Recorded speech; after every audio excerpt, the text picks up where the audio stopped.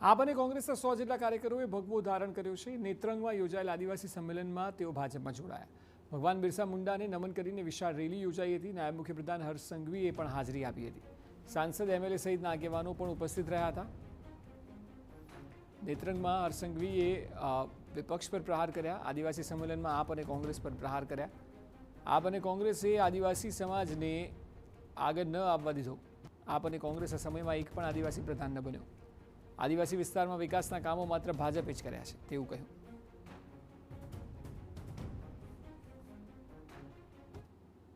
क्या भारतीय जनता पार्टी एक ज एवी सरकार है कि जेने आदिवासी समाजનું नेतृत्व વધુમાં વધુ વધાર્યું।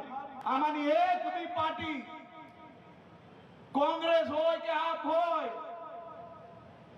કયા આદિવાસી નેતાને એમને એમનો નેતા બનાવ્યો? આપણી ભારતીય જનતા પાર્ટીની સરકારે